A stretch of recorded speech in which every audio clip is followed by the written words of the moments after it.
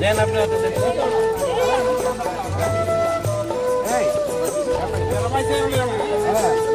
আমাদের মন্দিরের ট্রাস্টের পক্ষ থেকে আমরা সবাই মিলে যারা যারা আছে এবং অনেকেই উপস্থিত নেই, ট্রাস্টের সেক্রেটারি শ্রী হিমাংশু সরকার উনি উপস্থিত নেই কোনো কাজে ব্যস্ত থাকার কারণে, কিন্তু আমরা সবাই মিলে যারা উপস্থিত নেই তাদের সহযোগিতা নিয়েই আমরা আজকে এই অনুষ্ঠান করেছি।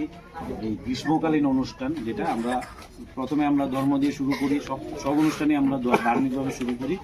প্রথমে আমরা শ্রী শ্রী হনুমান চালিসা দিয়েছি, তারপর খেলাধুলার সামগ্রী দিয়েছি এবং কলা সামগ্রী, ড্রয়িংয়ের সামগ্রী দিয়েছি এবং এখন অনুষ্ঠানের শেষে ছোট যারা বাচ্চারা আছে তাদেরকে আমরা একটু মিষ্টিমুখ করানোর ব্যবস্থা করেছি।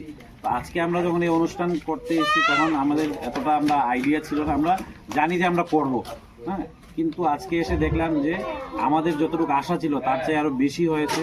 অসংখ্য পরিমাণে যুবকরা ছিল, হ্যাঁ, যুবতীরা ছিল, ছোট বাচ্চারা ছিল। আমার মনে হয় 60 থেকে 70 জন বাচ্চারা ছিল যাদের মধ্যে আমরা এইসব জিনিস বিতরণ করেছি এবং আমরা পুরো ট্রাস্ট কমিটি আমাদের সঙ্গে যারা জড়িত রয়েছে আমরা সবাই অন্তত খুশি এবং খুবই গর্বিত যে আমরা সমাজের কাজে নিজেকে নিয়োজিত করতে পেরেছি। আর আমি পাশাপাশি রমা দিদিকেও ধন্যবাদ জানাই, কারণ ওনার ওয়ার্ডের মধ্যেই আমরা আজকে এই অনুষ্ঠানটি করেছি, ওনার সহযোগিতা ছাড়া এটা সম্পন্ন হতো না। তো আপনাকে অসংখ্য অসংখ্য ধন্যবাদ জানাই। জয় সিয়ারাম।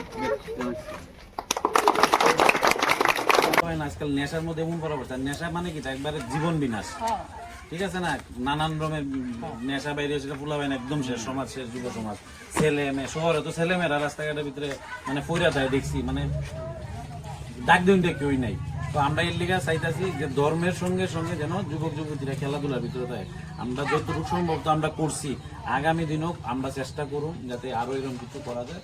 যদি দেখেন যে নিজের এলাকার ভালো কোনো প্রতিভা আছে যে ভালো খেলাধুলা করে সাহায্য পাইতেছে না গরিব গরিব, যে গরিব যার দরকার অবশ্যই জানাবেন। আমরা চেষ্টা করুন যদি সে পড়াশোনার দিকেও খেলাধুলার দিকেও যতটুকু সম্ভব আমরা চেষ্টা করুন তার যেন উপকার করা যায়। জানাইবেন অবশ্যই, কোনো দ্বিধাবোধ ছাড়া। গোপাল দা আছে, এই দাদা আছে, হ্যাঁ, জানাই দিবেন। এরকম যদি কারোর কোনো দরকার হয় যে পড়াশোনা খুব যে গরিব আসলে দরকার,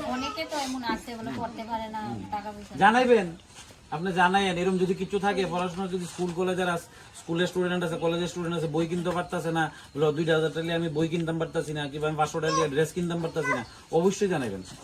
যতটুকু আমরা যারা সাহায্য করণের আমরা কইরা দেব, বুঝেন না? কি কইছি, সমাজ সেবা একদিনের লিগা না। আর সমাজ সেবাটা কখন মানুষে কেড়ে কইরা সেটা মানুষের দেখায় ভিডিওর মাধ্যমে যেন আরেকজন শিখতে পারে। এটা দেখলাম আগে অহনো কিছু ছোট মনে মানুষ আছে সমাজ সেবা করছে, আবার ভিডিও বানাইতেছে।